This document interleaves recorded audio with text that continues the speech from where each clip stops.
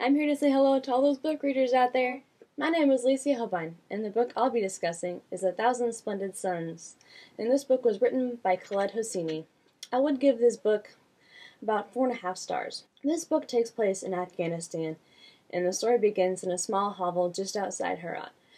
Miriam and her mom, Nana, sit in that small place in which they call home.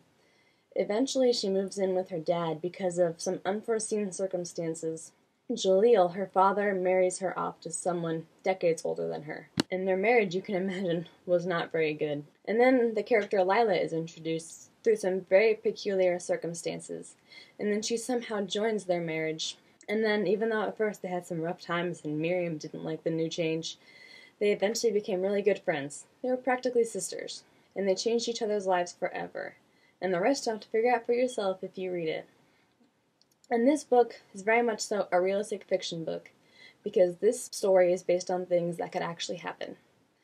I would recommend this book to anyone who likes cultural and historical books. This book was written about Afghanistan in the 1960s. I would also recommend it to people who enjoy realistic fiction, because even though this book takes place in a very tragic time in Afghanistan, there are very bittersweet scenes in which it holds between Miriam and Lila. They sat on folding chairs outside and ate halwa with their fingers from a common bowl. They had a second cup, and when Lila asked her if she wanted a third, Miriam said she did. As gunfire cracked in the hills, they watched the clouds slide over the moon and the last of the season's fireflies charting bright yellow arcs in the dark. And when Aziza woke up crying and Rashid yelled for Lila to come up and shut her up, a look passed between Lila and Miriam, an unguarded, knowing look.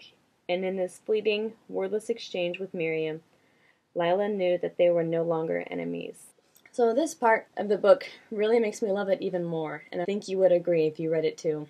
This exchange between Miriam and Lila makes me realize that this book, even though in really tragic and sad times, makes life seem even better when there's good times happening, even when there's bad all around. Thanks for watching my book review, and I really hope it made you want to read A Thousand Splendid Suns by Khaled Hosseini.